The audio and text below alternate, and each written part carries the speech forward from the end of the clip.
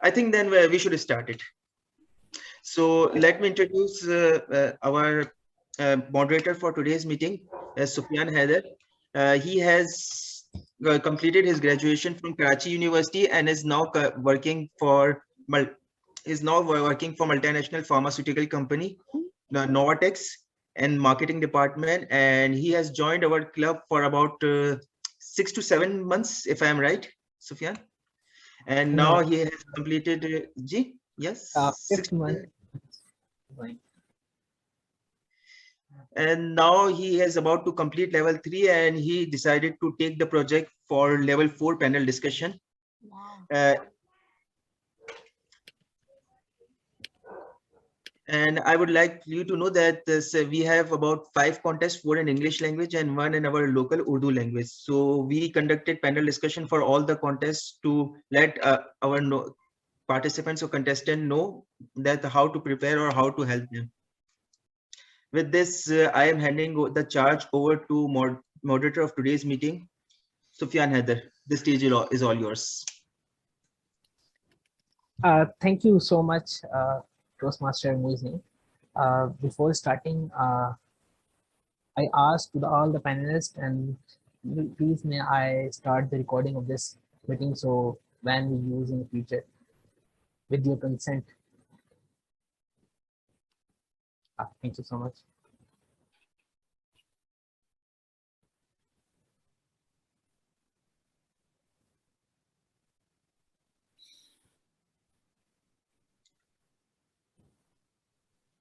So I think it was yes, meeting is already recording. Pause the recording. Okay, thank you. So with this, myself, Toastmaster Sufyan Haider, I welcome to all the members, participants, and Toastmasters and the panelists to our today's panel discussions. So with this, I'm going to start. So our first and the first panelist is Toastmaster Deepak Justin, which is nearly pronounced as DJ. So he also known as the rock star of the Toastmaster in India. So he is belonged to District 121, India, and he has achieved 3-time Distinguished Toastmaster Award distinctions. So he have delivered almost 1,000 motivational talks and have shared his experience with almost 1 lakh people, and he has given almost his talks around the globe. So we are very lucky to have you, sir, here. I welcome you to the panelist group. Thank you so much. So with this, we have our second panelist is Anna Johi Kim from District 93, South Korea. So she used to work for the Embassy of Pakistan residing in Korea, and she had also honored to visit Pakistan and enjoy the delicious dishes of Pakistan. So she has won All Korea 2020 International Speech Contest of Toastmasters. So we welcome you, Toastmaster, Madam Anna Joaquin. With this, our third panelist is Toastmaster Numan Abid from District 122, Pakistan. He is immediate past president at Islamabad Toastmaster Club. He also achieved his Distinguished Toastmaster Award, and he is executive public speaking coach and the trainer. We welcome you, sir, in today's panel discussion.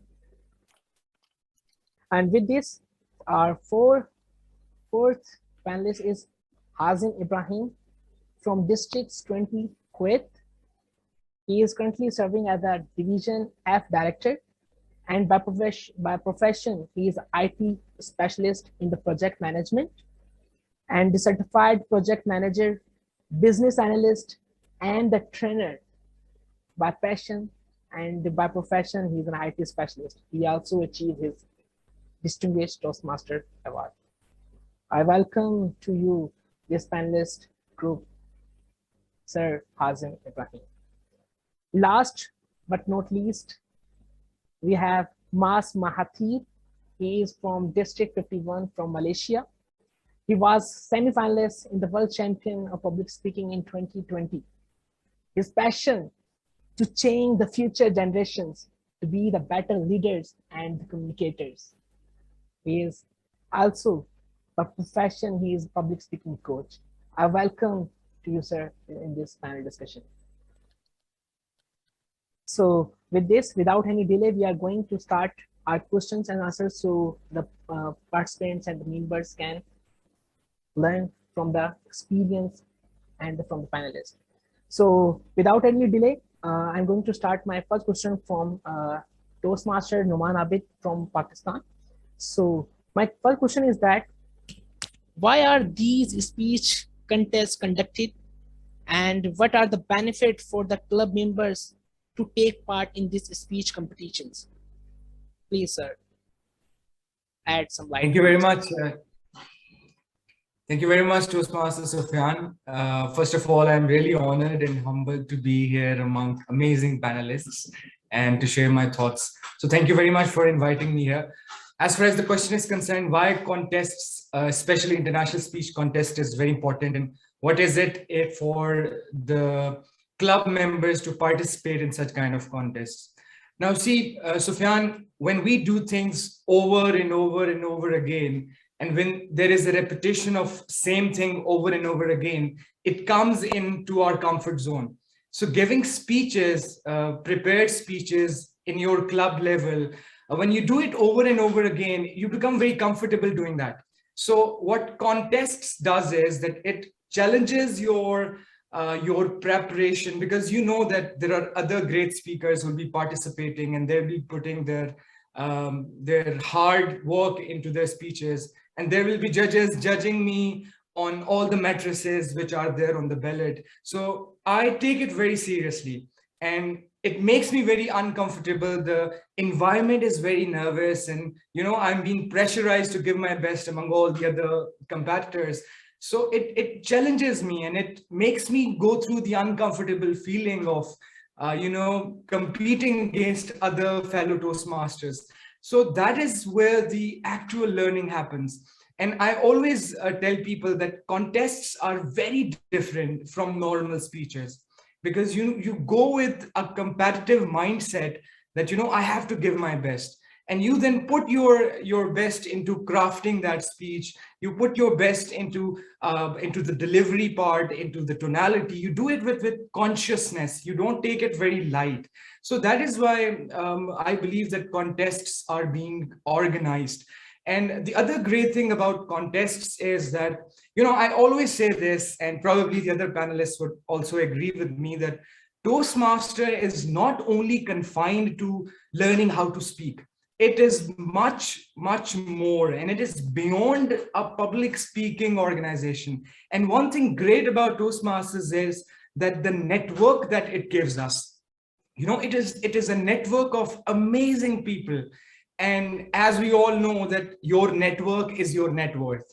So if I am just a other member delivering my speeches on a club level, probably I'm missing out on a lot of big and amazing network that is out there waiting for me to discover.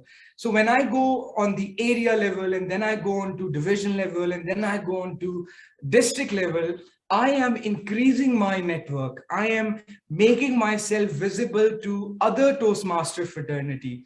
And that is why probably I have, as you mentioned, that I participated till the district level. Probably that is why I'm sitting here and, interacting with all these people from Malaysia and South Korea and India and Kuwait. So, this is the beauty of Toastmasters. And when you start participating in contests, one thing great about, contests is that it helps you to build your network even more stronger.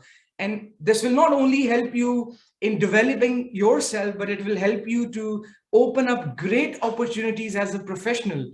Whatever you do on a professional level, it will open a lot of avenues and a lot of opportunities for you. And if you're not utilizing this network, you're missing out on a lot of great things. So these are one of the reasons that I believe that one should always challenge himself or herself to participate in the contests. Thank you so much. Rightly said, to rehearse and the repetitions make you familiar within the stage, and to challenge yourself, make your more stronger, your more grip on your nerves to be the better version of yourself. Thank you so much. So with this, we are moving toward our next question.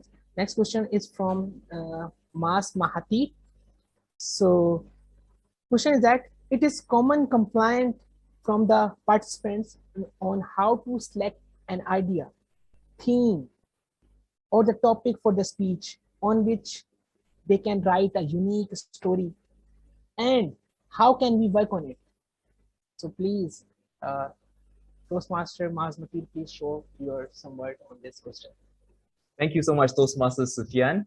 Now, I think when most people, when they ask this question, what kind of topic, ideas, or speech that they can use for an international speech, most of them may be thinking in one perspective, which is, I want to find a story that is really touching, really memorable, really unique, that I could stand out and potentially win the international speech contest.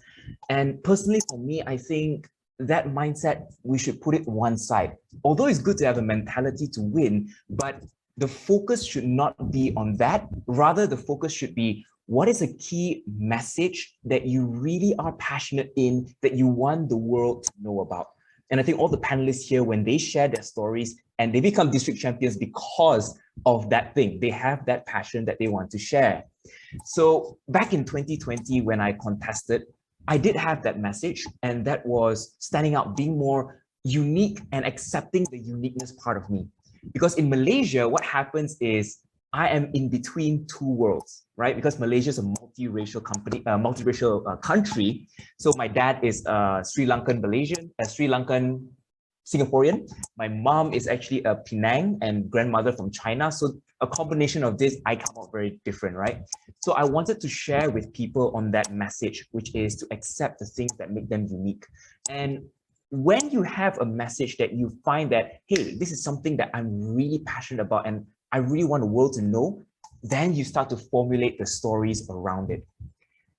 One other thing that I like to share is sometimes we don't really need those touching moments, those kind of stories like people call it the DDD, right? Death, dying, or disease kind of stories, because the stories that you live on a day-to-day basis, even having a conversation with your parents or your pet or your mom and dad, your sisters or whatever it is, those kind of stories may not be the most powerful inspiration or wow factor, but it could be the most relatable. So I think let's stop thinking about what kind of stories that we can craft or find that is really out of this world that would change, the way that we see things out of the blue, but rather focus on a message that we are really passionate about and look for them in the common stories and the common day-to-day experience that we have. Yeah, back to you, Toastmaster Sufyan. Thank you so much, Maas Mahathir. So we must have to focus on that. Rather to win the speech competition, we must have to focus on how our key messages, how we can do better than others. There must be a message for the participant, for the audience. Thank you. So with this, we are moving toward our third question from panelist Deepak Justin from India. So as Toastmaster Maas Mahathir has just shed light on the selection of the idea to deliver the speech on, my question is from Deepak Justin. In the judges' ballot, 20 marks are allocated to the speech development. And how can the speaker appropriately structure and organize the speech in just short speech slot of 5 to 7 minutes? Okay, the very outset, thank you, Sufyan, for that wonderful question. A big shout out to my fellow panelists, for all the members of the gathering, and my dear friend from India, Girish Nagpal, an amazing person. He was the chief judge when I won the district competition. So he's my lucky charm, if I were to say. Okay, coming to the question, well, I personally believe it's really difficult for you to say, okay, 20% weightage for the speech development, 30%. Well, I'm not a mathematical genius, and if I were to sit and start preparing on those grounds, it's going to be really difficult. But however, I'll go with my fellow panelist, Maas, who said, I think we need to dig into ourselves first. We need to understand what your core philosophy is, you know. What is it that what is it that brought you so far in life? You know, what are your life lessons? What are your insights? I think that's a good starting point. And when you ask yourself the question now, oh, where did I get that philosophy? Where did I get that insight? It leads you to a story. So obviously, I think that's a good starting point. That's a good first start. So I guess we need to, when you're trying to develop your story, you need to figure out as to what is that core thing that has brought you so far. I'll probably like in a straitjacket this with a very simple example. 2016, I was representing my district at the semifinals of the World Championship. And it was a very special year for me, a very challenging year for me, because that was the year my son was born, our firstborn. And I was a bit more tied between different worlds. Maas was tied between different worlds in terms of his genealogy in the past. I was tied with my genealogy in the future, as in my future generation. So I told my wife that I'm going to be with her for the 3 months leading towards childbirth. And the 3 months after childbirth, also I'm going to be with you.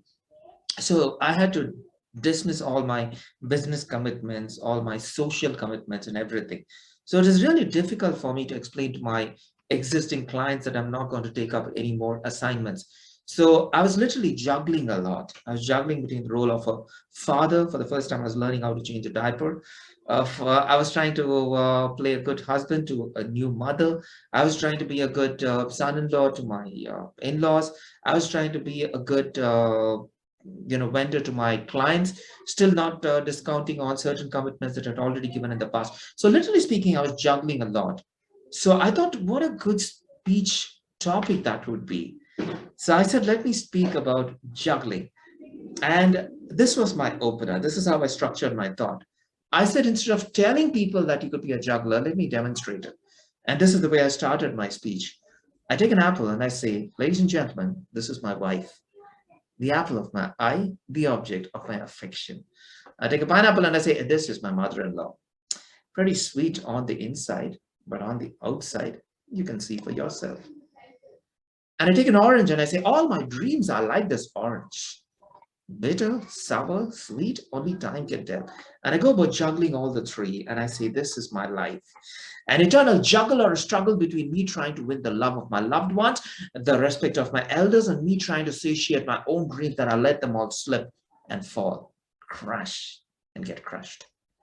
Then I think of the core message and I get the core message and I say, we are all jugglers in some way or the other. So how do we juggle? And the message I give them is this: the key to juggling is knowing what to let go and what to hold on. And the juggler tells me, let go of the unimportant and hold on to the important. I tell two stories that go about matching different stages of my life where I had to let go of the unimportant things and hold on to the important things. And of course, the second story that I said was about letting go of business opportunities and holding on to the family responsibility. I didn't make it. Yes, they came as the first runner-up in the semifinals. But the most gratifying part was this. There were more than 3,000 people in the semifinals. Oh, it was not an online thing. It was an offline thing in Washington, D.C. People would come to me and they say, you're the juggler, right? Let go of the unimportant, hold on to the important. Can I take a selfie with you? It is an amazing feeling. Forget about winning the championship. You already feel like a champion. And early last year, there's this lady who called me from Nova Scotia to her club. And she said, why don't you come to our club and address? And she said, please go to my Facebook and check the profile. And I saw in her DP, there's a picture with me and her. It's one of those most gratifying moments. So my point is very simple. Don't bother about the percentage, 20%, 30%, 25.3%. No, you'll never get the equation right. Ask yourself, what is the core that defines me right now? And try to reflect it to the audience and say, is that a message that would make sense to them? And what are the stories that I can share which are universal, that can connect with the human emotion to any person across the globe? And if you were to structure your speech in accordance to that, leaving them a memorable residue, and rest assured, forget about the championship. Forget about people telling whether you are there in the top 10%, the top 20% of the world champions list. You're truly a champion because you touch people's hearts. Thank you so much for the detailed and answer. We must not have to focus on numbers. We have to see inside us to understand the core philosophy which attach the emotions of the audience. So with this, let go the unimportant and hold the important thing. So rightly said, Toastmaster Deepak Justin. So with this, we are moving toward our four panelists, Toastmaster Hazim Ibrahim from Kuwait. My question to you, sir, is that the effectiveness, that is achievement of purpose, interest, and the reception is a part of judges' ballot. What is actually meant by effectiveness? And how effectiveness required for an international speech contest differ from the effectiveness required for the humorous speech contest? Thank you so much, Sufyan, for the question. And I guess DJ, Maas, and Nu'man have covered 90% of the answer of my questions because all of them were effective. First, Nu'man said, it's beyond speech. It's not only speaking, it's about leadership. It's about how to convey the message.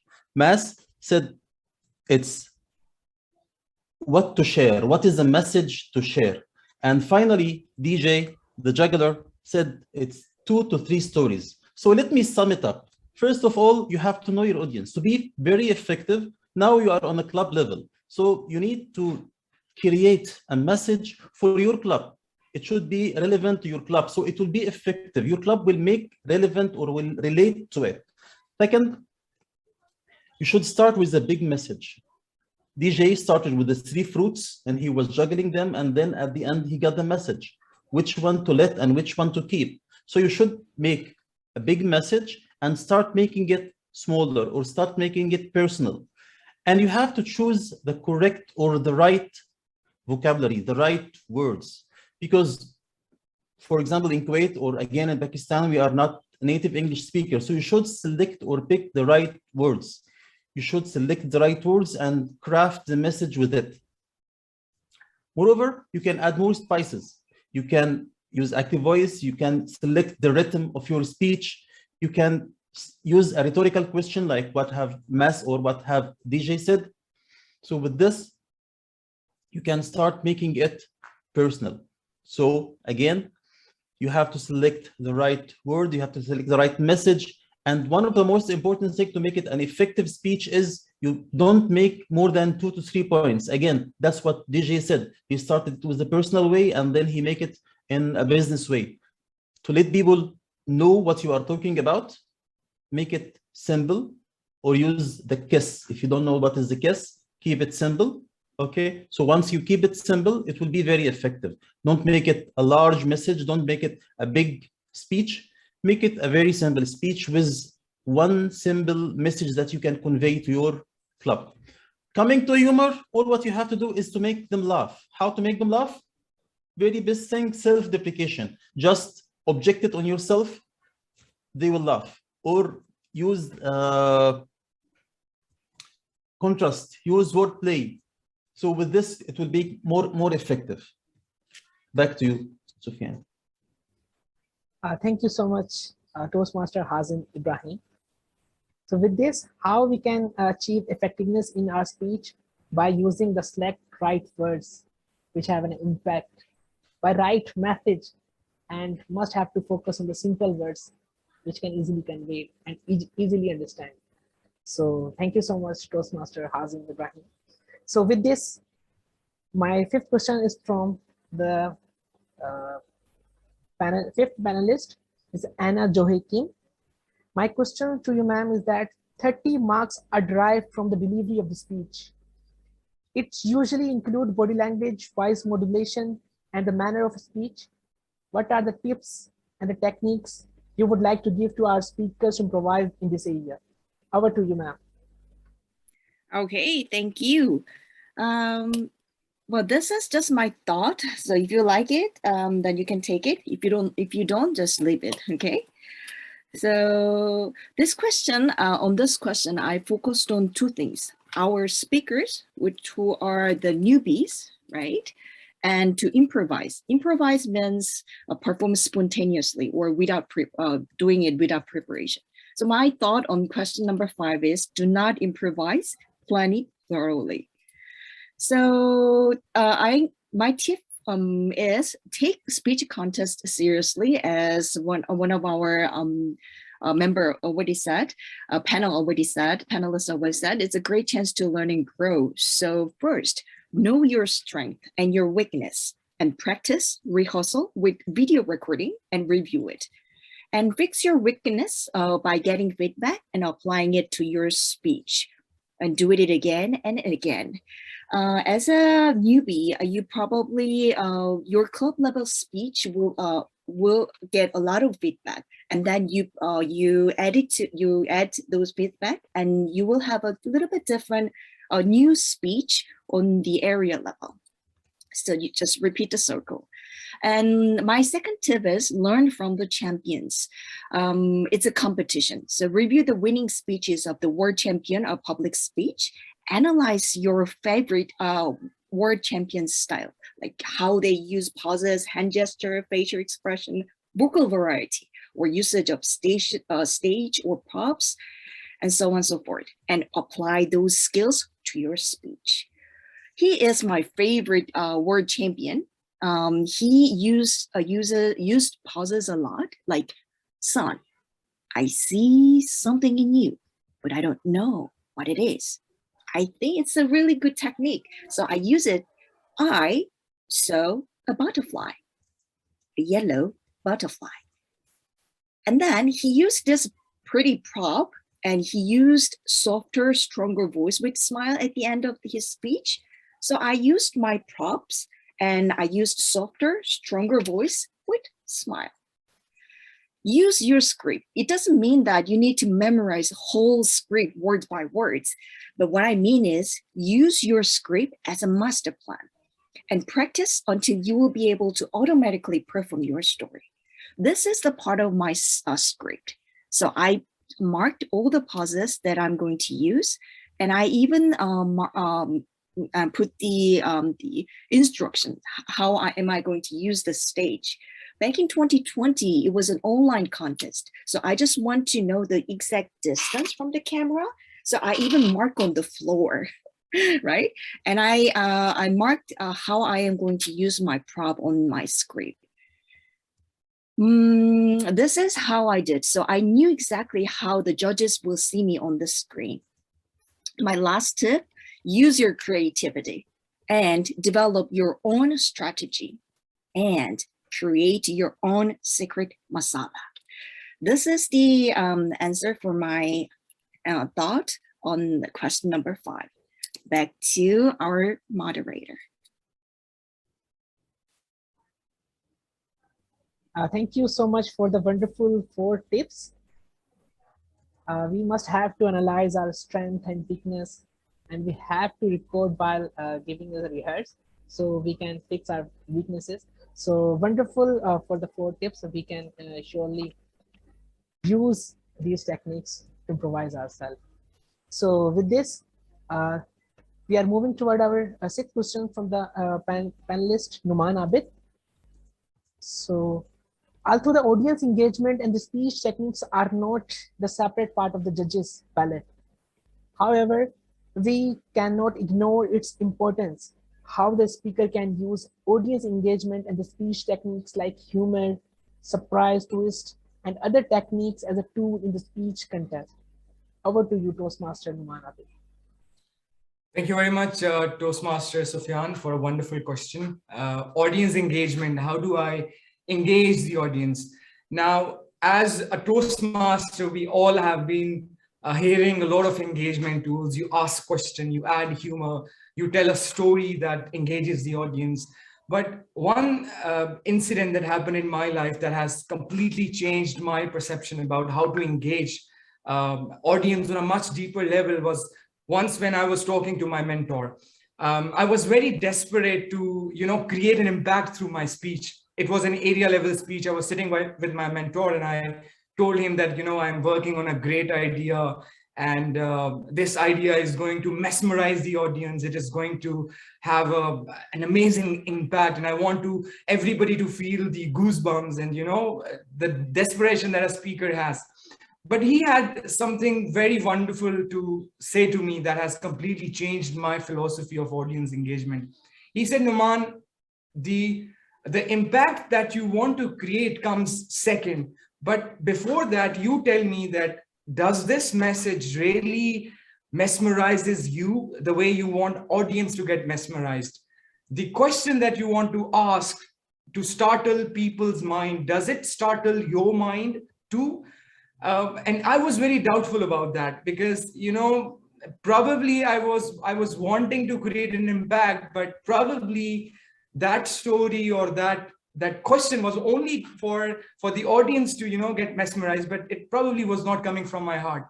And he told me, you know, until the story is not making you emotional while telling it, never expect your audience to feel emotional. If the question that you are asking does not startle your own mind, do not expect from your audience that it will startle their mind. You know, if you want to be humorous and you are trying really hard to be humorous, probably you will not achieve the purpose. But if you are sharing something really funny, that the incident that actually made you laugh while it happened, and you share it with all honesty, it will definitely create a great laughter among audience. So the philosophy is that whatever message, because a lot of panelists have already talked about, you know, bringing a message from your own life and then sharing about it, you know, you bring the message that has actually impacted your life. You tell those stories that are really close to your heart, that really have created impact in your life, and definitely you are going to create a lot of engagement. And, you know, one thing that I have realized when I see a lot of competitors on the world championship level, I see that most of the speakers, they already know the nitty-gritty of public speaking. Everyone knows that how to, you know, develop your speech, how to structure your speech, how to use your hand gestures, how to stand, how to be humorous. But the person who gets the competitive edge among all the great gurus of public speaking is the one who actually reaches to the heart of people. You know, if you see the Verity Prize, the last World Championship, it is such a simple speech. It is just a simple story that she is sharing that is very close to her heart. And she has managed to reach to the hearts of people. She has managed to engage the audience across the borders because the message was very close to her heart. So if the message is close to your heart, you're definitely going to create a comparative edge. Because, you know, there is something magical about when you speak from your heart. It reaches to the hearts. It creates the needed impact. So I think, you know, being very true and honest in your speaking and not caring too much about, you know, creating impact and being very monotonous and being very robotic, rather being human, is one of the keys to bring engagement in the audience. Thank you so much, Numan, for the wonderful technique. So we must have to ask question from ourselves: is this content going to create an impact to the audience or not? So wonderful. Thank you so much. So with this, we are moving toward our next question from Toastmaster Maas Mahathir. So my question is that, what is the rule of originality of the content in the international speech contest? And in what circumstances can the voting judges and the other participants lodge a protest? And what is the purpose of lodging a protest? Over to you. Thank you, Toastmaster Sufyan. I'll break this point into 4 little parts. So the first part is more technical, which means what is it about the rule of originality? So apparently any contest that you go through, people love to see that it is more you, correct? It's more original, not taking from someone else or somewhere else. So in Toastmasters, the rule says that 25% of your speech, if it's based on historical facts, opinions, anecdotes, or stories that is not your own, can be considered for a lodge of report. So someone, whether it's a contestant or the judge, they can actually do that. So you want to make sure that the things that you're sharing is very personal to you instead of trying to take too many things from other people, which lead me to my second point. And that is, I was going to add on to what Anna said, right? Learn from the champions, but don't be like the champions. Don't copy them, you know? Sometimes even on the district stage, I do see people actually copying past world champions in the way that they present. So there are people who goes on stage, say, I see something in you, you know, all these kind of things. And you're like, that's from Danajaya. That's from that world champion. So you kind of get that feeling, right? So be yourself, you know? You can learn from them how they do the things, but ultimately make it your own, right? Now, the point number 3 is who can actually protest. So the judges can actually protest if they notice that 25% of your speech, or rather they feel that majority of your speech is already someone else's and is not your own. They can do that. Or the contestants like yourself, you could actually do that as well.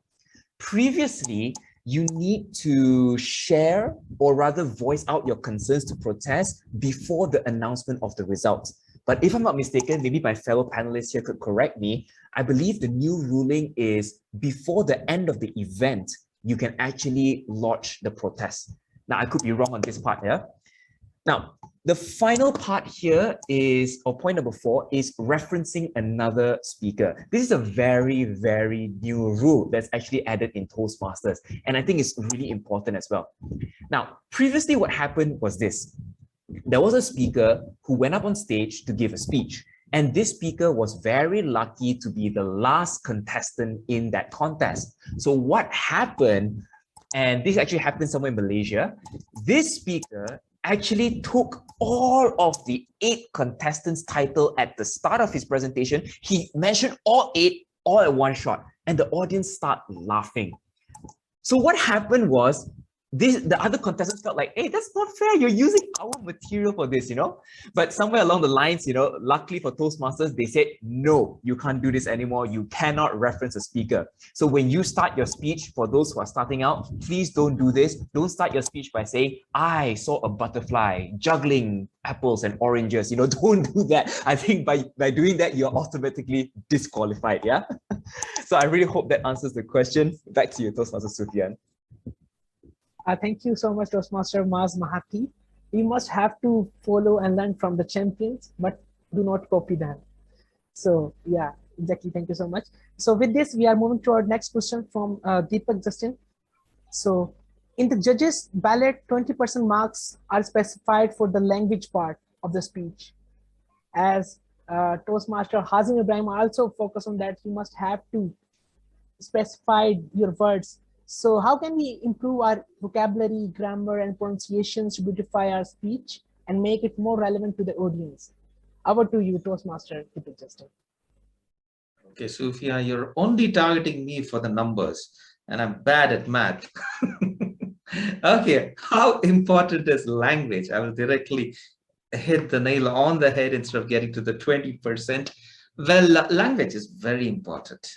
Now, one thing to take into consideration is the choice of words for a universal audience. Now, I still remember there was a contestant from our district who made it into the semifinals, and he was speaking about a very personal experience of him playing a game of cricket.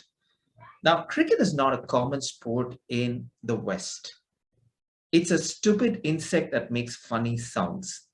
So when he said, I was playing cricket on the streets, people are wondering, why is he playing cricket? And it's grammatically incorrect. He should be playing with the cricket. But cricket is a sport which is reasonably popular in our part of the world. But a lot of people are not very much conversant with the sport. Now, the choice of words in terms of its comprehension is absolutely critical. So it is not just the vocabulary that you need to be sensitive and mindful of, but also whether the same word would be understood. I remember another speaker, he used the word lakh, L-A-K-H, which is a numerical device that is used in some parts of the Far East. But the people in the West call it 100,000. So when he said 3 lakh people watched, people did not comprehend what he said. They were wondering, what did he just say? Okay, lakh in a few Asian countries is a people do not have the time to go ahead and clarify. They just let that slip. So when it comes to vocabulary, try to be mindful of the fact that it is comprehended by the people to whom it's addressed. That is the first thing. Second is, words have magic. Like Muhammad Katani said, the power of words. Words have a magical way of drawing people towards you. Okay, I'd like to probably ask you to hit me on the chat. How would you like to tell this sentence? Imagine if you want to tell a statement, your mother is emotional. Let's try this. People just go ahead and hit me on the chat. Different way of saying that. My mother is emotional. What are different ways of saying that? Oh, you can just unmute and you can tell.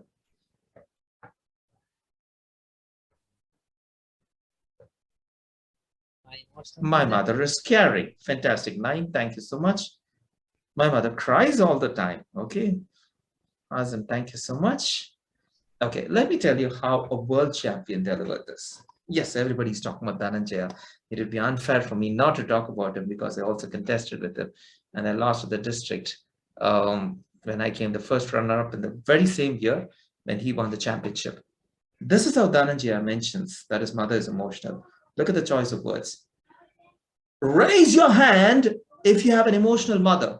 Put all your mothers together, you got my mama. Look at the choice of words that he used. Brilliant. And he didn't force fit humor. He just uncovered it in the process with beautiful line. And again, in the second component, he goes about telling, raise your hand if you had a cool dad. People knew exactly what was coming. Put all your dads together and you get my dada.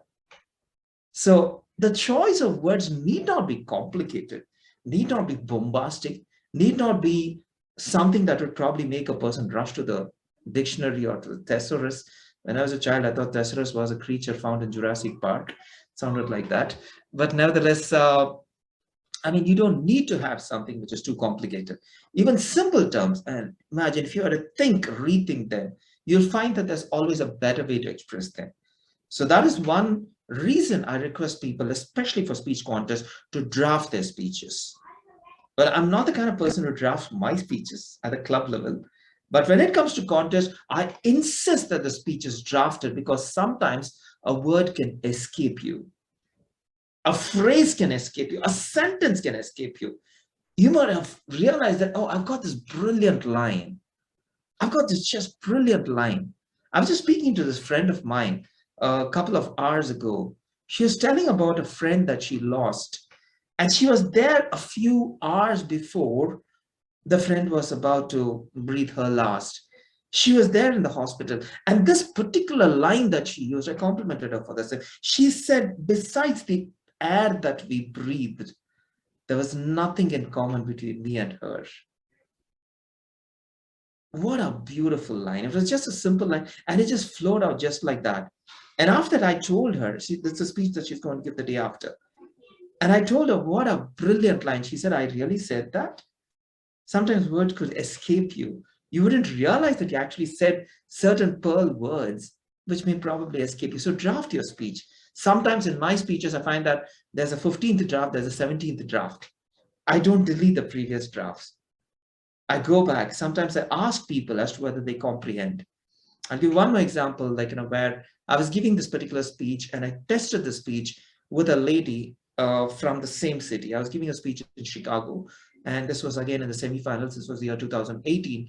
And there's this line in my speech where I say, the one thing that I hate about my wife is that she's always right. It was funny when I ran it in my head, but I wanted to test it because I don't know about the American audience. I wanted to test it. So I went to a couple of ladies and I asked them, and one of the ladies gave me a very significant feedback. She said, the word hate is too powerful. When you say the one thing that I hate, a lot of women are sitting over there and saying, oh my God, he's a woman hater. He's a wife beater. He looks like one. Probably there's a lot of stereotyping that takes place. She said, can you replace the word hate with something else and stress on a different place in your speech? So on the day I delivered the speech, this is how I delivered. The one thing that I dislike about my wife is that she's always right. I could look into the faces of the ladies who are sitting in the audience. They're a bright smile. Of course, we know we are always right. So it didn't come across as too forceful. So words that could be misunderstood, words that could add greater impact, and most importantly, words that are too powerful to leave a negative impact on the audience. So this is my 3-point checklist for anyone who's writing a speech when it comes to the 20% of the language that you refer to, Sophia. Now that you're happy I've referred to the 20%, yes, take it away. The floor is yours. Thank you so much for the detailed answer. If I say that it doesn't wrong to say that even words make you or break you. So with this, we are moving to our next question from Toastmaster Anna Johikin.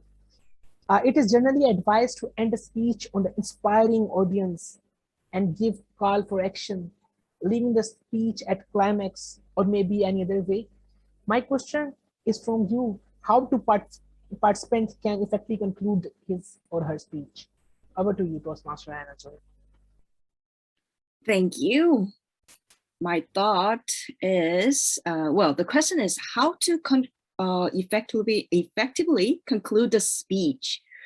Well, I thought about it, and my thought on this is to conclude effectively, we need to organize the whole speech effectively.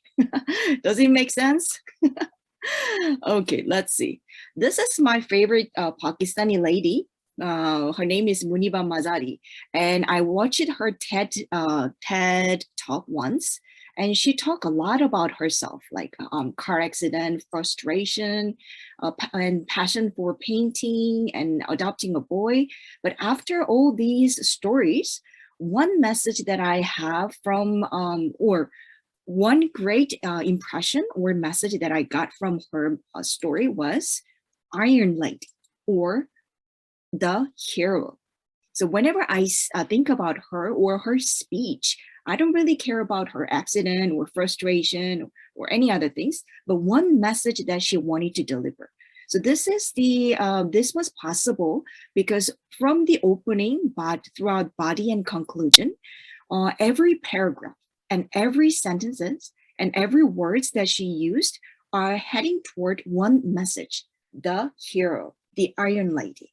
So I think if you want to win the contest, you have to go through opening, body, and conclusion, whether all the passages and sentences and even words or pause or posture or prop, that those are heading to one message that you want to deliver. So create your own secret masala. I love masala. So if you are good at singing, sing it out. If you are good at dancing, dance it out. As long as it is heading toward the one message that you want to deliver. My secret is there is no such thing like a secret winning recipe, right? But there is only a well-organized speech with your own special message. So my last tip is, if you know exactly what message you are delivering, then you will feel excitement, not nervousness or anxiety. Anxiousness. Create the best you with right voice, right hand gesture, right emotion, and facial expression or props to deliver that message. Yes, my last tip again. Your creative ending will leave a strong and long-lasting impression. Work on the speech organization. So every single thing that you use is heading toward that one message, and be the hero. Back to moderator. Thank you. I want to say that I love your presentation skills. In a short span, you use your presentations, and your technique of masala I love the most. So for the wonderful tip, thank you so much. And with this, we are moving to our next question from Toastmaster Hazim Ibrahim. My question is that, what are the criteria for the speaker to participate in the international speech contest? Does the same criteria apply to this for speech contest being conducted in the local or the regional languages? And What is the next arena for the participant who managed to secure top 3 position in the club contest? Over to you, Toastmaster Hazim. Thank you so much, Toastmaster Sufyan. Now it's the eligibility criteria. Number one eligibility criteria is to be paid. So you have to be a paid member, which means that you paid your next dues. Either you are in the cycle from March or the cycle from September, okay, for the next 6 months. So you have to be a paid member for a good standing club. Good standing club means that 8 members of the club are paid. So in general, you have to be a paid member of a good standing club. Either you are participating in the international speech contest or any contests. Number one. So if you are applying for the international speech contests, you have 2 options. If you are old like me and you have been there before the pathways enrolled, then you should complete 6 projects in a competent communication manual, which is called CC. Okay, so this is if you are there before 2018, 2017, before pathways have been enrolled. But if you are in Toastmasters after pathways are enrolled, then you should complete 2 paths, path 1 and path 2, level 1 and level 2 from any path. So completing those levels, you are entitled to go for the international. Any other contests, it's okay, only you have to be a paid member. So if you are participating in table topics, in evaluation, in humorous, only the payment part. There is one exception for this. If your club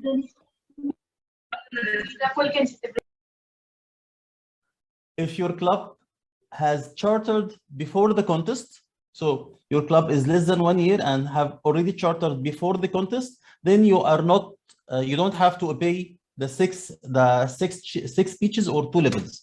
So you can right away participate in the contest. So 2 things, the payment, a paid member for a good standing club, which means 8 members are paid for that club. Second thing, the educational, which is for you, because your club is new, is 2 levels in 1 path. Now, you are in the club level. So you are going to the area level and division level and district, okay?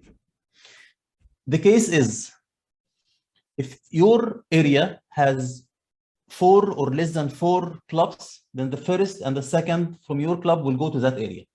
So area finals will be 2 contestants from each club. If it's more than 4, which means 5 or more, then 1 contestant will go up 1 level. Same applies to the division. So if the division has 4 areas or less, 2 contestants will go up. If more than 5 areas, then 1 contestant from each area will go up. Okay. Back to you. Thank you so much, Toastmaster Hazim Ibrahim, who tell us the eligibility criteria and the pathway for the winners. So with this, meanwhile, I'm asking the question from the panelists. If any participant or any member have a question, you may write in the chat box. So after that, all the questions I will read out. Okay. So with this, I'm moving toward our next question. My question to Toastmaster Numan Abid. Every year, 1 video of a speech is submitted by the club to the Toastmaster Internationals. So, and it is being reviewed by the judges appointed by the Toastmaster International. My question is from you is that, what is video speech contest and what are the key things can club leaderships look into speech video before submitting it, and judges of the Toastmaster International look for an award-winning video speech? How about you?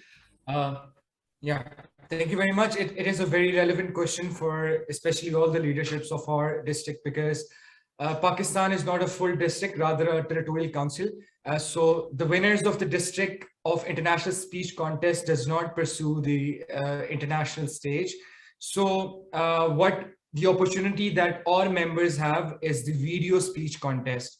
So first of all, every club should know this, that you have this opportunity to stand on an international podium through video speech contest, being a territorial council.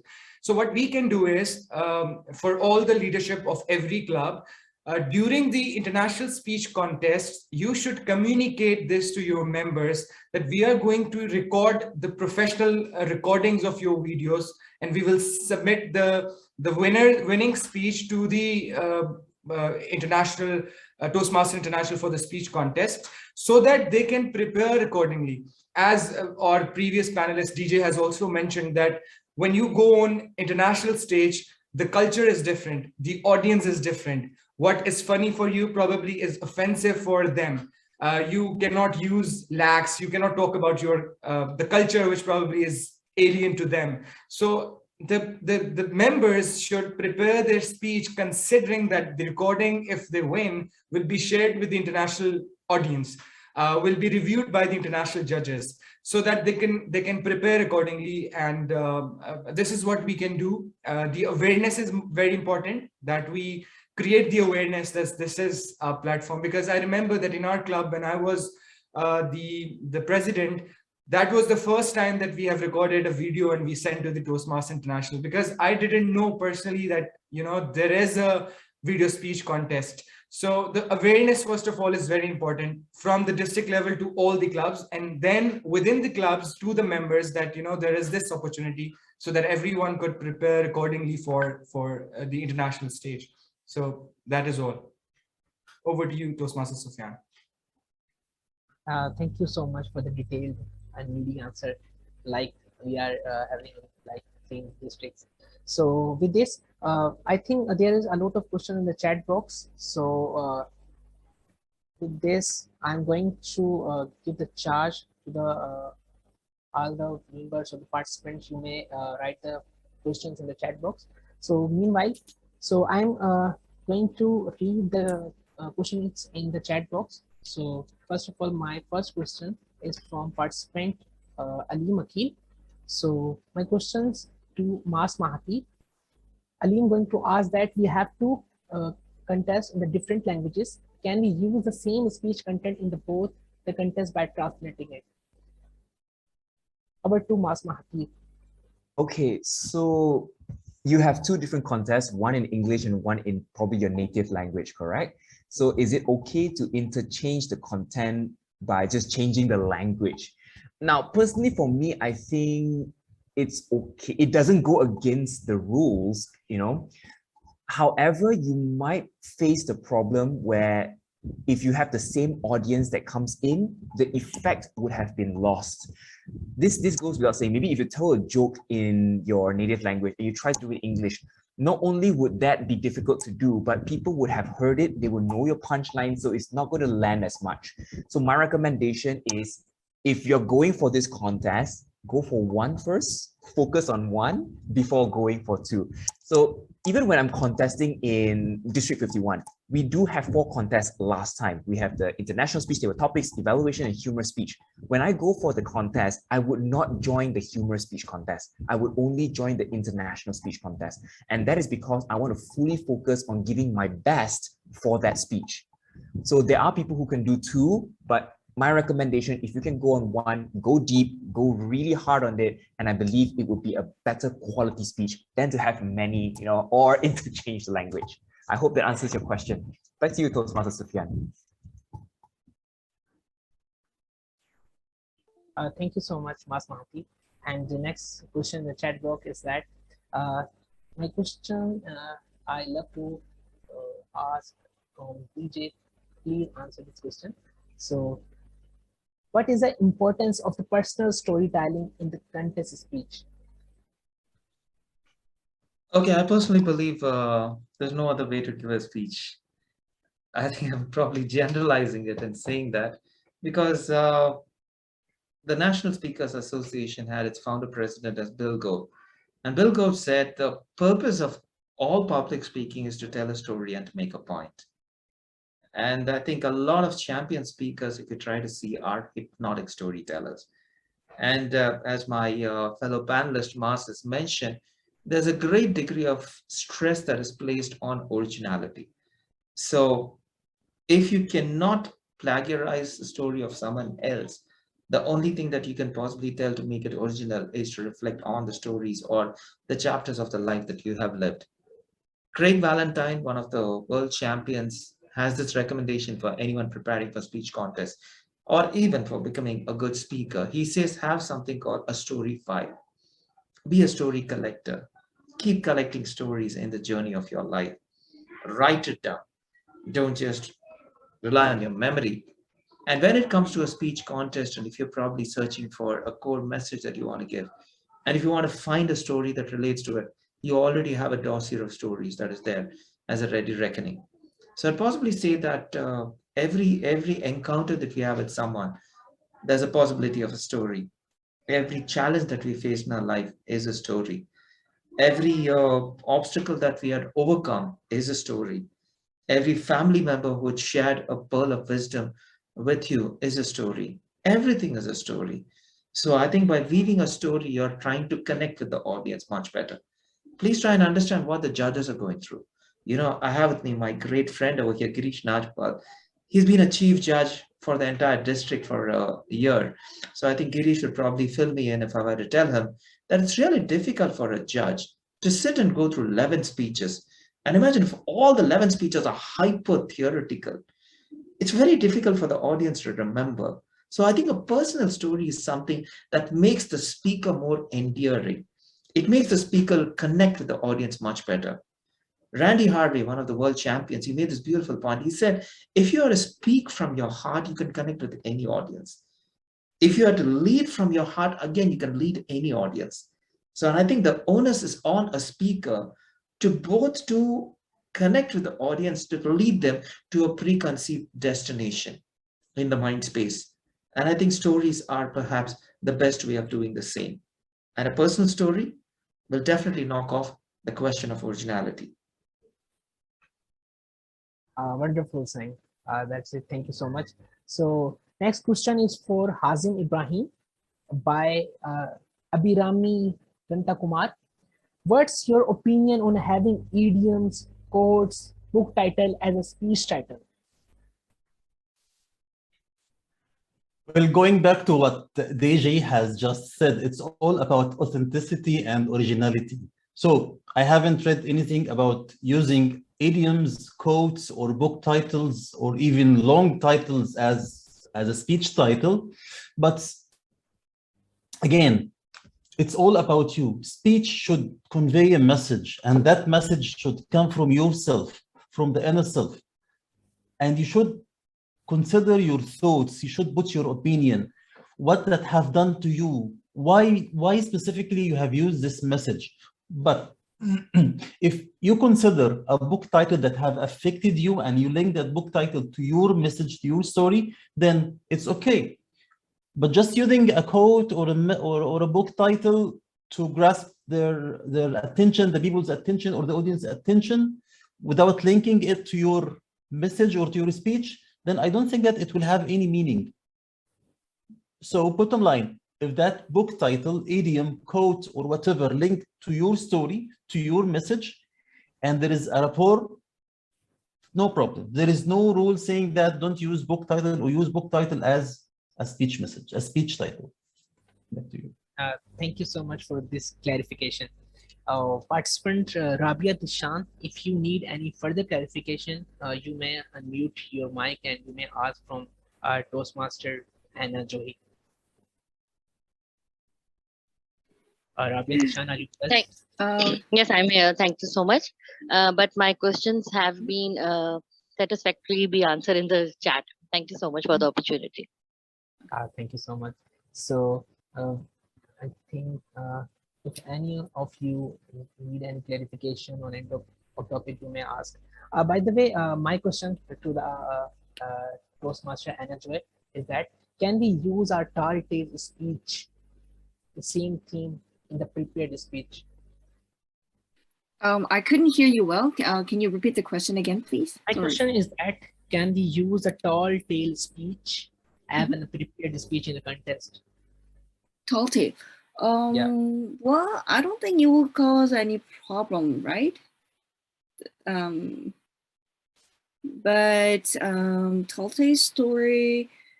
Well, I only participated the evaluation speech contest and also the international speech contest, so I'm not really used to the tall tale speech contest. So in yeah, I don't think I'm the there is right person to answer the question. No, actually, in tall tale there is exaggerations in the so much thoughts of imaginations. You can exaggerate your speech.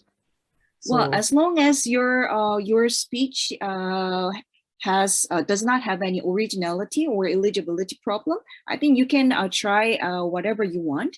But you always think about the judges' ballot criteria. So if you want to deliver some exaggerated stories, still you have to check out all the criteria that the judges are looking from your speech. Is that going to be helpful?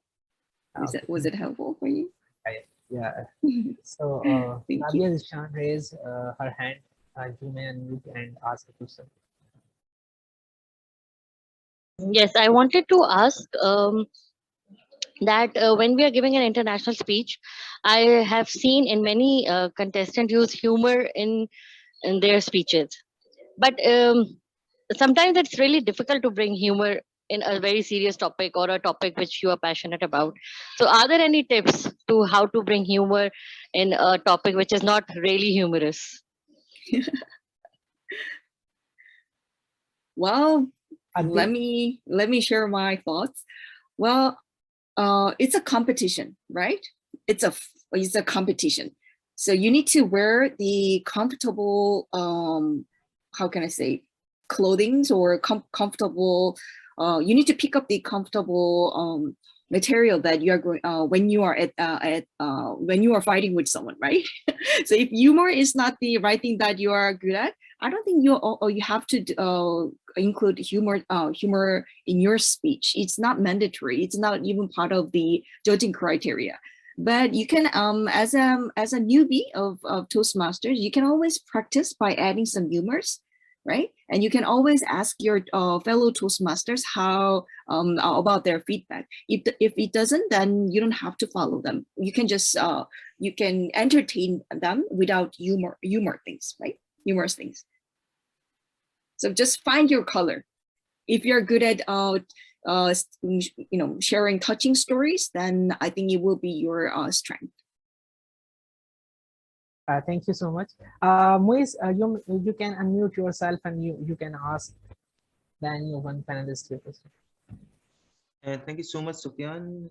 So since in this meeting we have discussed a lot about Dhananjaya, so my question, I've observed that back in 2016 or 17 when he became world champion, and he visited Pakistan to conduct several workshops at our Institute of Chartered Accountant of Pakistan.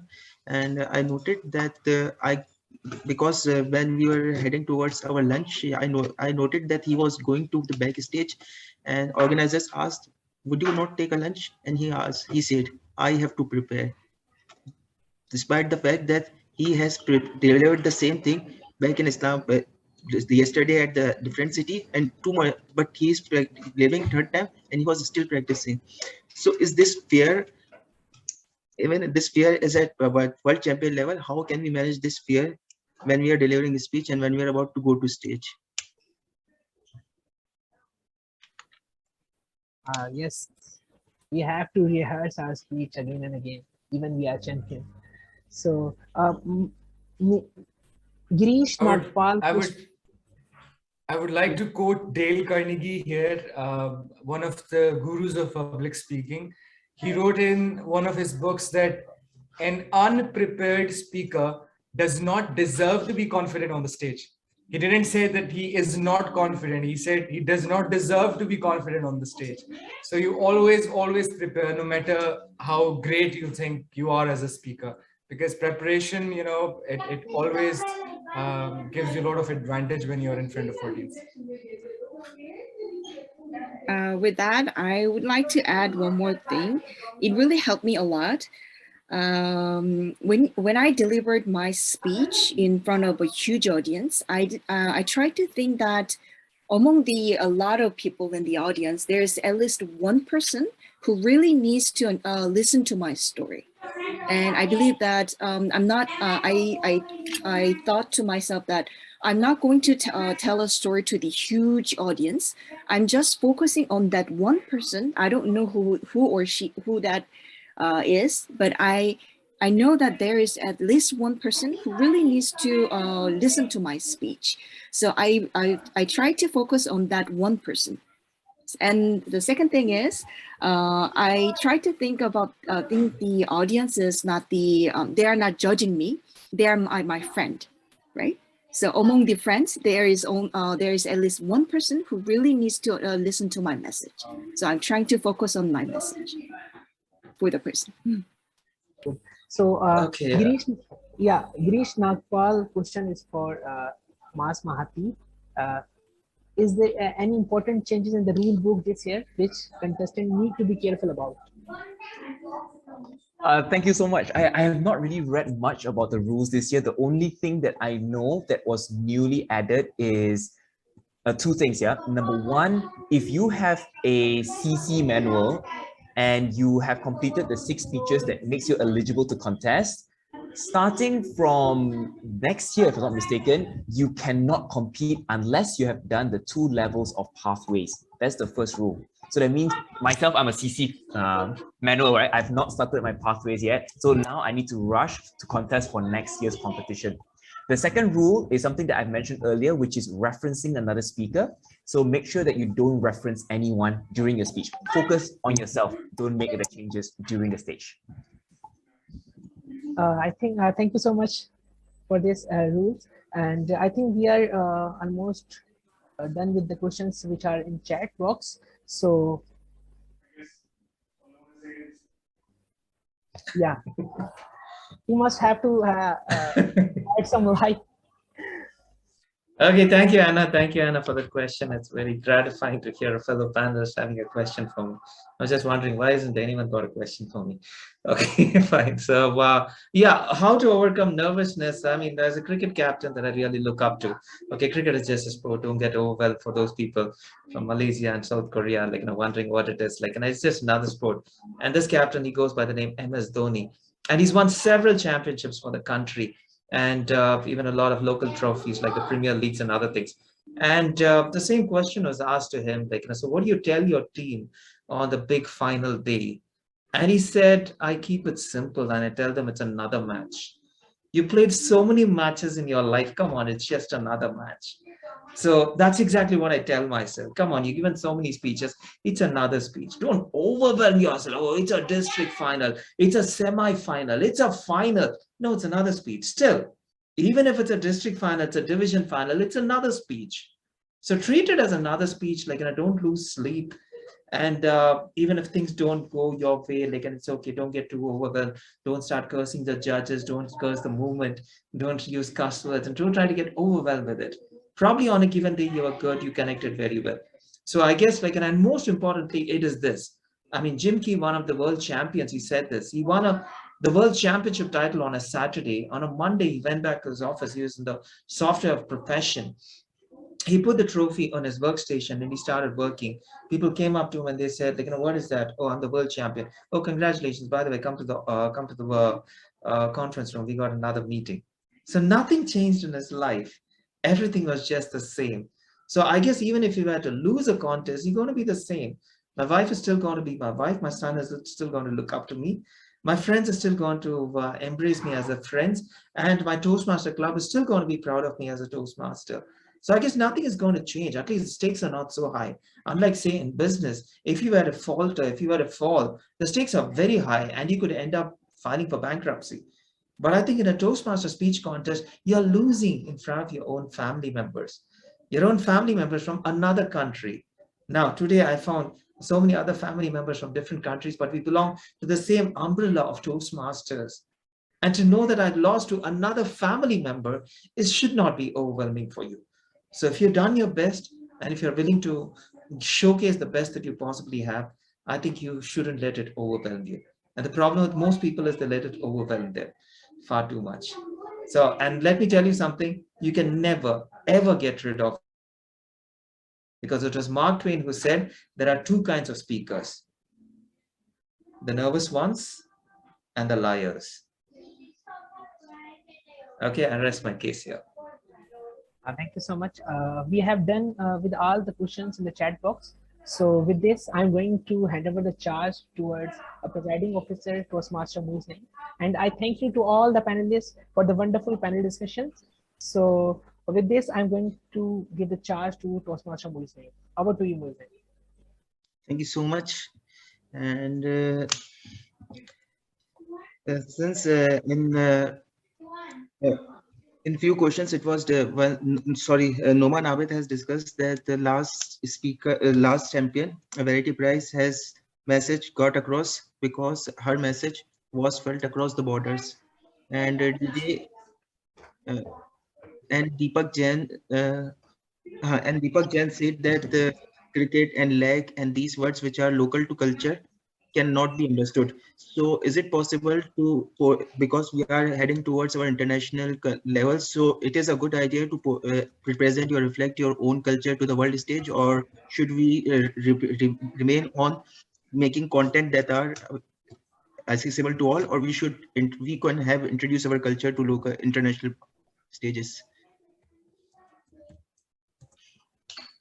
No one. Right. So this is a very good and technical question. Do I need to portray my own culture? When when we talk about culture, there are a lot of things that are very much alien for other cultures. As DJ has mentioned that, a lot of funny things are taken as offense by the other cultures. So it is not about introducing your culture to the other people. It is about that because, a speaker is the one who has an idea in his mind. A speech is like an idea in my mind. And I have to create the same idea in the minds of my people. So if I'm using a terminologies, or if I'm using words that are not creating the same picture in my audience's mind as it is in my mind, so probably the message, the whole picture of the idea will not be transferred into people's mind. So this is one thing that I need to, take in account when I'm standing in front of an international audience. And probably this is not a very good time to introduce my culture to the world. Probably I can do that in my winning speech afterwards. But during my speech, what I have to do is, what my core focus should be, that I use those words because I only have 7 minutes. I'm not giving a training of a full day workshop. I only have 7 minutes to communicate the idea, the message that I have in my mind to my audience's mind. So I should be very mindful about the words that I choose, about the idioms that I use, about the culture barrier that is there between my culture and the other culture. So I think that, it is about communicating idea rather than sharing about my culture. So this is what my opinion is. You can have a completely different opinion on that.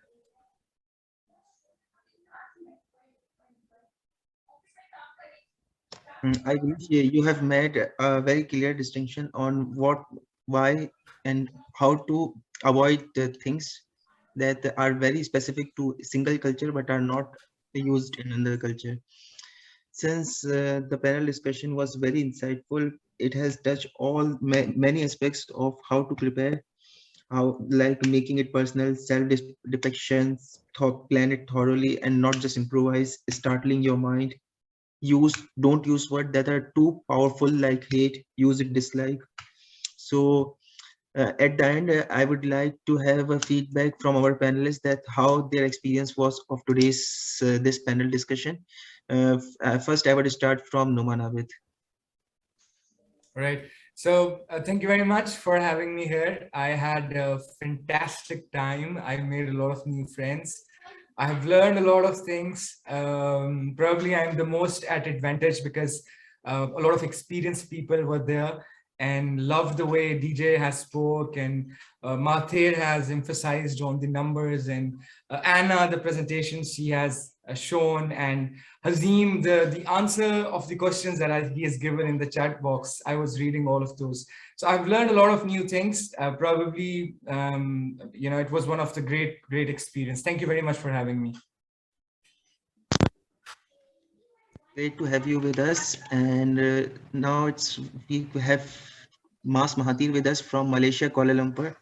And it's already midnight at 1 a.m. How was your meeting experience tonight?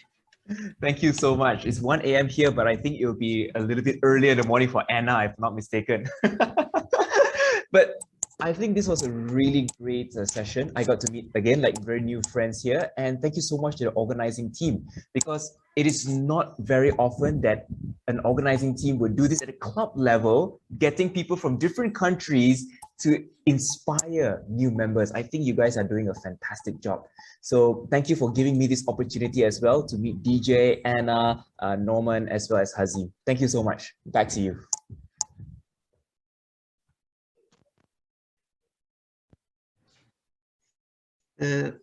It's 2 a.m. in South Korea. I don't think it's morning, but Good morning. So, Anna, you also know Urdu. You can share in in any language you like your feedback. Shukriya, meherbani. Right? That means thank you very much, right? Yeah, I really enjoyed the event today, and as Matt said, I was very impressed by the lead club officers who organized this wonderful event. I believe that your club members will probably have a great chance to learn from all the amazing people from all around the world. And I appreciate your efforts, and I learned new things from my fellow panelists as well. So it was a great opportunity as well for me. Thank you. So next we have from India, our panelist, Deepak Justin. What are your thoughts? Yeah, I have nothing more to add, but to say I concur with whatever they say.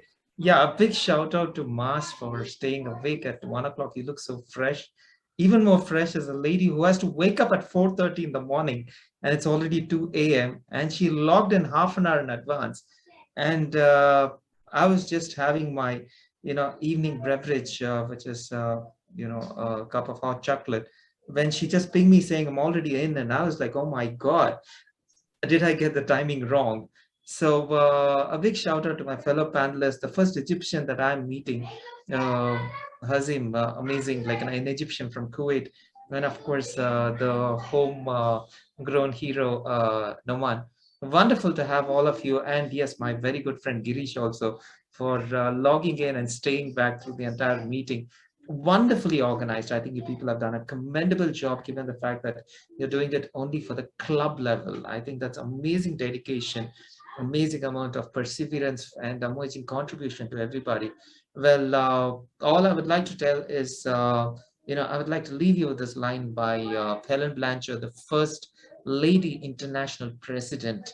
And because a lot of people today are contemplating as to whether Toastmasters is really something that could facilitate them in the long run. And this is the line that I'd like to leave you all with. If you can get out of Toastmasters what you can get out of Toastmasters, if you can get out of Toastmasters what you can get out of Toastmasters, you can never get out of Toastmasters. Over to you, Mr. Toastmaster. And in fact, this was being discussed in our official Facebook group, that who is the first female. It was being discussed all day.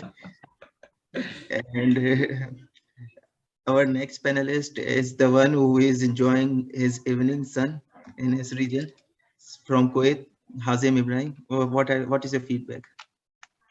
Thank you so much, Maas. Well, I will second DJ that this is not a club level event, not a club level panel. This is like a district or at least a division level panel. So I really would thank you very much for the effort exerted to get all of us from all over the globe. And thanks to COVID, thanks to Zoom, that we are all able to be together at this platform.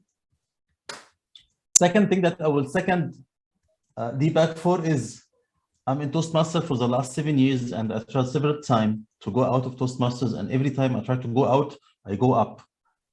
I chartered the club, I tried to go out, I became an area director, I tried to go up, I'm a division director, and I'm trying to go up, I've been pushed to be a CGD. So every time you try to go out of Toastmasters, they drag you down. So take care. This is really a wonderful event. I learned a lot from Maas Mahathir, from Deepak, from Anna, from Noaman, from everyone. Really, thank you for having me tonight, and I would love to attend any of your club events or meetings, inshallah, next time. Thank you, and back to you.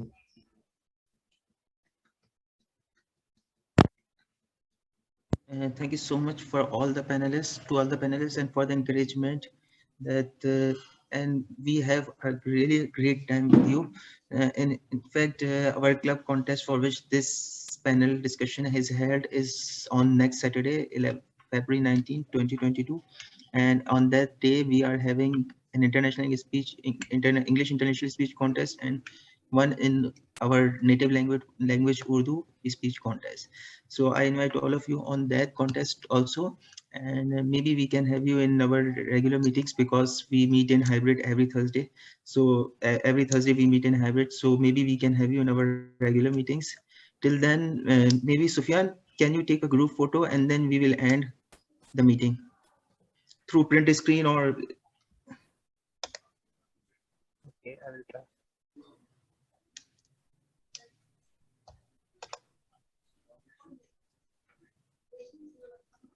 I think Moise, it's not working at my end.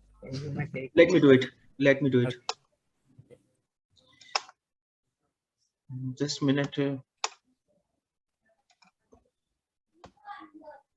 Alim and Ahmed Shai, I request to all the participants, please open your cameras if possible, so we can take a good photo.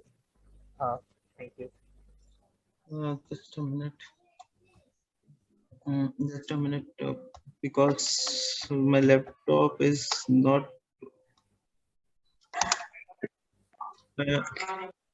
Noman, can you take a picture? If you, is it possible? Because. Okay. Let me take the picture. So everybody ready? Yes. Done. Thank you. Thank you so much. So we will share. Thank you so much, and soon we will share short video clips of this panel discussion of being trimmed into question by question, so that you can use it for your personal channels also, and a complete video, so that you can have a weekend like competing against Netflix.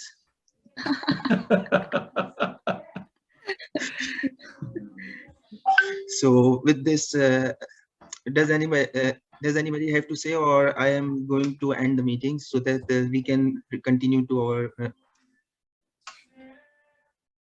Let's shut down the meeting with the count of 5.